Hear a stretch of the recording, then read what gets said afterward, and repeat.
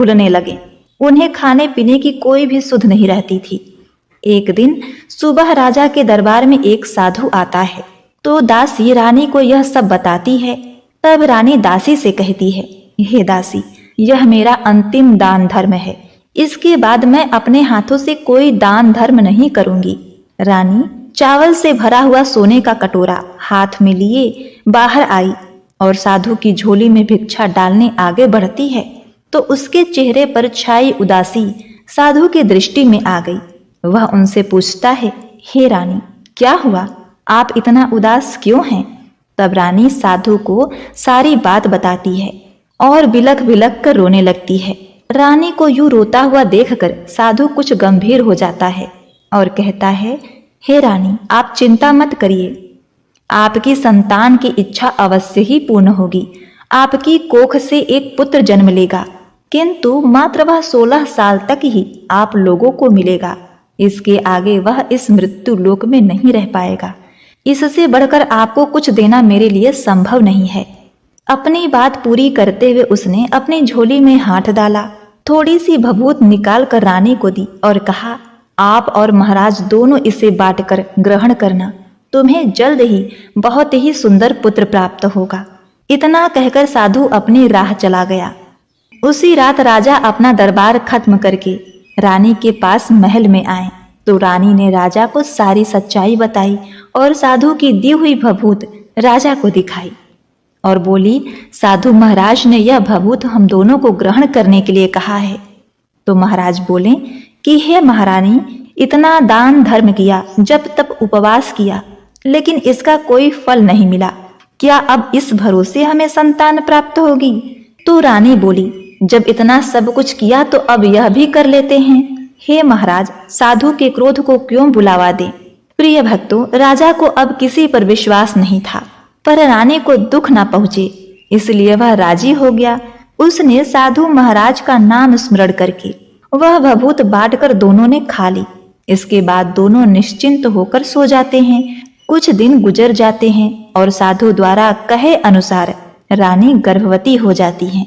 उस पर राजा रानी दोनों की खुशी का ठिकाना न रहा।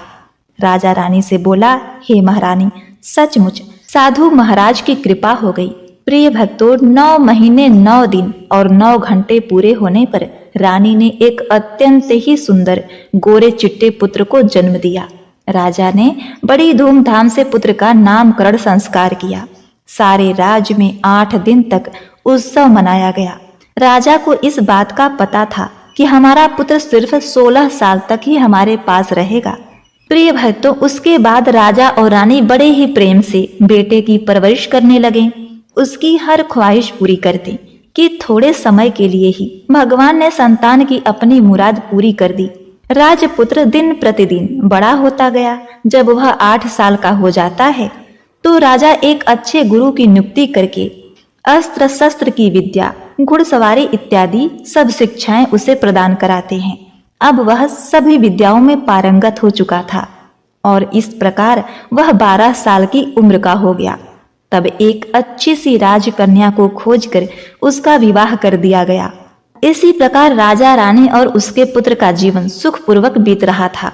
लेकिन जब राजपुत्र तो एक दिन उसने अपने पिता से कहा, पिताजी, मैं अपना राज घूम कर देखना चाहता हूँ। आज तक मैंने सिर्फ इस रजवाड़े के अतिरिक्त कुछ नहीं देखा। बेटे की बात सुनकर राजा चिंतित हो जाता है, क्योंकि पुत्र का 16वां साल शुरू हुआ था। अब कोई अनहोनी होने का वक्त नजदीक आ गया था। लेकिन राजा यह सब बातें पुत्र को नहीं बता सकता था। वह क्या करता? चेहरे पर झूठी मुस्कान लेकर बेटे से कहता है, हे पुत्र, जरूर तुम्हें अपने राज्य के बारे में जानना चाहिए। मेरे बाद तुम ही तो राजा बनोगे, अपना राजपाट संभालोगे। परंतु एक बात का ध्यान रखना कि तुम जहां भी जा रहे हो, क्या कर रहे हो, यह बात अपनी पत्नी को मत बताना। पुत्र कहता है, ठीक है पिताजी, आपने जो कहा मैं वैसा ही करूंगा। राजपुत्र दिन भर अपनी पत्नी के साथ मौज मस्ती करता, खुशी पूर्वक रहता और रात को ठीक 12 बजे बिस्तर से उठकर बाहर चला जाता और फिर सूर्य उदय होने से पहले वापस अपने महल में आकर सो जाता। ऐसे बहुत दिनों तक चलता रहा। अब राजपुत्र का 16वां साल खत्म होने में कुछ ही दिन बाकी रह गए थे। इतने में उसकी पत्नी यानी कि छोटी रानी रात में एक दिन जाग जाती है। वह देखती है कि बिस्तर पर राजकुमार नहीं है। वह महल में सब जगह देखती है तो राजपुत्र कहीं नजर नहीं आता। अब वह सोचती है कि वह क्या करेगी, किससे कहे। वह चुपचाप रहती है। फिर भोर होने पर वह देखती है कि उसका पति अपने जगह सोया हुआ है। वह पति से कुछ नहीं पूछती, लेकिन दूसरी रात भी वैसा ही होता है। तीसरी रात, चौथी रात, पांचवी रात, ऐसे बहुत दिन तक चलता रहा। छोटी रानी बहुत ही चिंतित हो जाती है। पति रात को कहाँ जाता है, किससे मिलने जाता है, उसके मन में ढेर सारे सवाल उठ रहे थे। लेकिन उसे पूछने में भय लग रहा था कि शायद उसका पति क्रोधित न हो जाए। सास ससुर से पूछने में भी वह बड़ा संकोच कर रही थी। उसकी कुल की मर्यादा बीच में आ जा रही थी। इस तरह छोटी रानी मन ही मन दुखित रहने लगी। इस हाल में उसने खाने पीने में दिलचस्पी नहीं रही।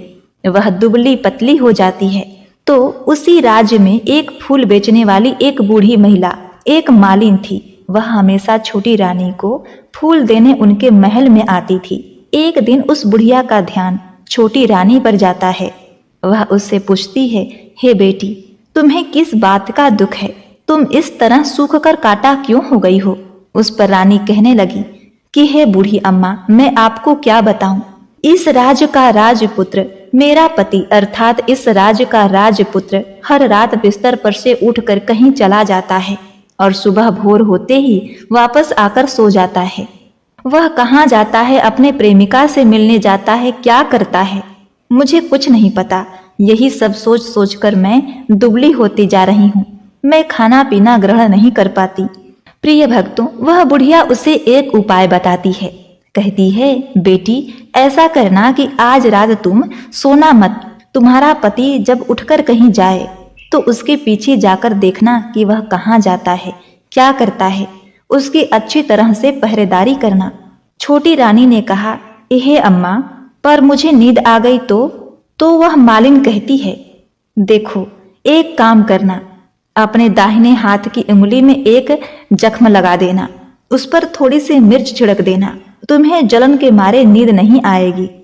प्रिय भक्तों, उस बुढ़िया के कहे अनुसार छोटी रानी ने अपने अंगुली में एक जख्म लगा लिया और उसमें मिर्ची लगा दी। जलन के मारे कुछ देर तक तो उसे नींद नहीं आई। बाद में वह सो जाती है।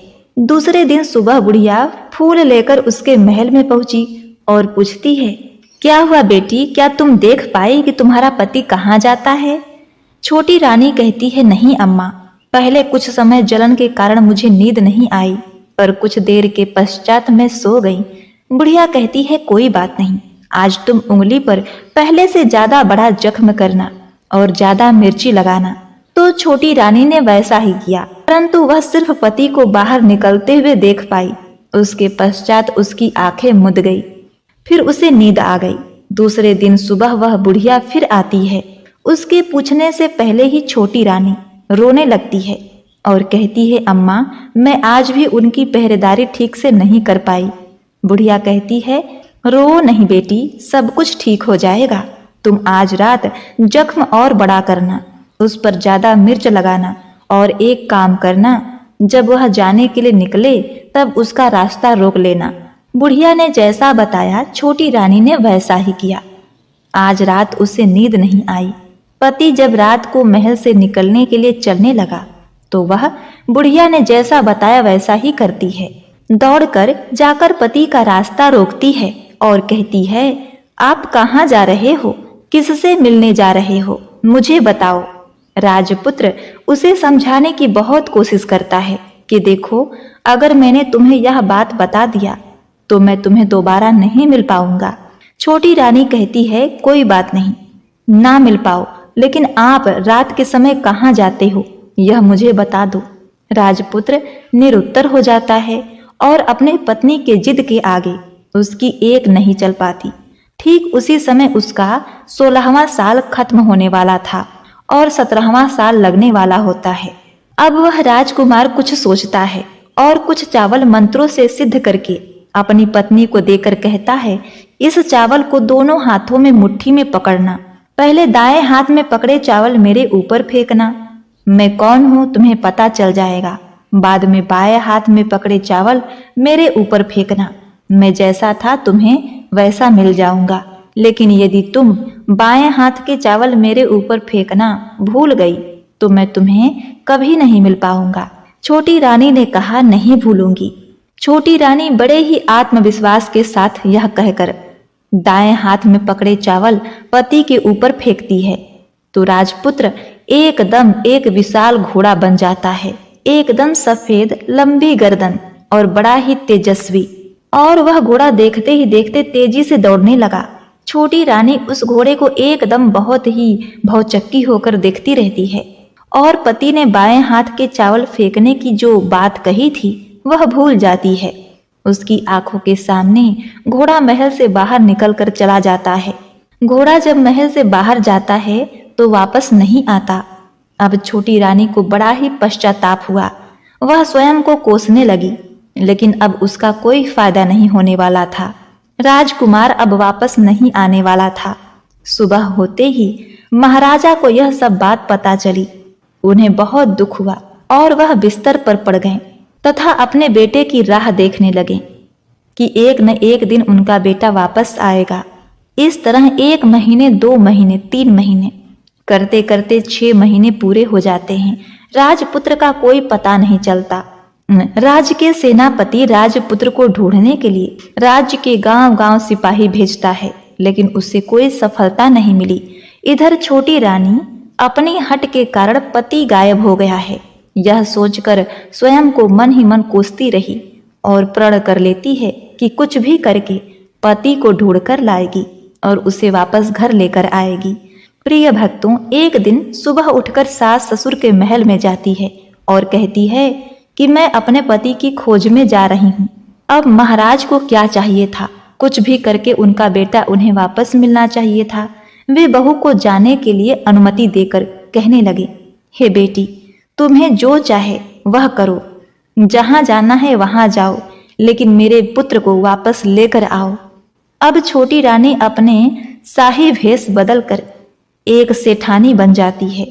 कुछ दासियों को, कुछ नौकरानी को साथ लेती है और कुछ सामान ले लेती है और राज्य की सीमा पर जाकर वहां एक भोजनालय खोल देती है। वहां आने जाने वाले यात्रियों को भोजन मुफ्त में खिलाती है और मात्र एक शर्त रखती है कि खाने वाले को उसकी देखी हुई कोई अजीब चीज, नई चीज मालकिन को यानी कि राजकन्या को बतानी पड़ेगी, तो वहां आने वाले हर नागरिक को मुफ्त में भोजन दिया जाएगा। प्रिय भक्तों, इस तरह छोटी रानी राहगीरों को उनके बताए गए बातों के अनुसार मुफ्त में खाना खिलाती रही, परंतु रानी को जो बात चाहिए थी अब तक वह नहीं मिली थी। ऐसे ही कुछ दिन बीत गए। रानी के महल में फूल लेकर आने वाली बुढ़िया की एक बेटा और बहू थे। उसका एक छोटा सा यानी बुढ़िया का एक पोता था। उस बुढ़िया के बेटा और बहू सुबह काम के लिए निकलते थे और पोते को संभालने की जिम्मेदारी बुढ़िया पर रहती थी। दिन भर पोते को संभालती थी। बुढ़िया को पान खाने की आदत थी, वह पान के बिना नहीं रह पाती थी। ऐसे ही एक दिन बुढ़िया को पान खाने के लिए चूना चाहिए था। वह उसे तैयार करने के लिए सीप लेकर आई। इन सीपियों को भूनने के लिए गोबर के कंडे चाहिए थे। कंडे इकट्ठा करने के लिए वह बांस की टोकरी लेकर चरवाहे के मैदान में गई, जहां बहुत सारे कंडे थे। उन्हें जमा करते करते उसे घर आने में अंधेरा हो गया।